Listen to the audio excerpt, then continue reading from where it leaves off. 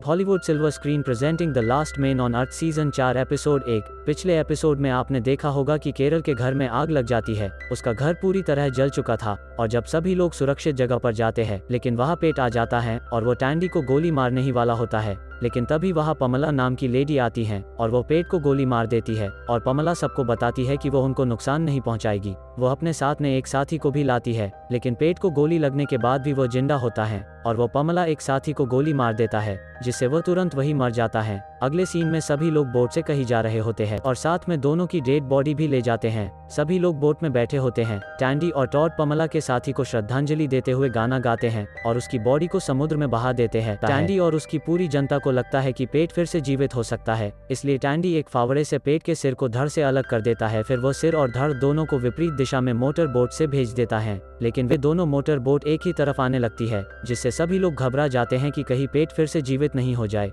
लेकिन तभी दोनों बोट आपस में टकरा जाती है, तब जाके सबको शांति मिलती है। अगले सीन में हम देखते हैं केरल मेलिसा के पास आती हैं जो कि नाव को चला रही होती हैं। केरल मेलिसा से पूछती हैं अब हमें और कितना टाइम लगेगा जी हुआ ताने जो कब तक पहुंचेंगे। तब मेलिसा कहती हैं कि मुझे नहीं पता कि हम कब तक पहुंचेंगे क्योंकि वह सिर्फ नाव चला रही हैं, वह पहले कभी वहां पर नहीं गई। तब केरल कहती है फिर कम से कम नाव को तेज चलाए क्योंकि उसका बच्चा उसके पेट में है और वो कभी भी जन्म ले सकता है और वह भी चाहती कि उसका बच्चा यहाँ जन्म ले क्योंकि वहाँ परमाणु की रेडिएशन है। यह कहते हुए वो मेलिसा के हाथ में से बियर लेकर चली जाती है। पमला अपनी कहानी सुना रही होती हैं कि उसने कैसे सरवाइव किया। आगे हम देखते हैं कि रात हो चुकी है और तभी नाव से एक लोहे की भारी वस्तु टकराती है जिससे थोड़ी देर के लिए सब डर जाते हैं। गैल मेलिसा के पास आती हैं और कहती हैं सुबह होने तक नाव को यही ठहराएंगे और फिर नाव को वही पानी में रोक दी जाती है। अगली सुबह गैल और मेलिसा को पता लगता है कि नाव के एंकर खराब होने की वजह से नाव एक जगह नहीं रुक पाई। वे लोग जमीन की सतह से काफी दूर आ चुके थे, दूर दूर तक कोई जमीन भी दिखा रही था। इससे गैल और मेलिसा परेशान हो जाते हैं और वे दोनों निर्णय लेती है कि इसके बारे में किसी को नहीं बताएंगी।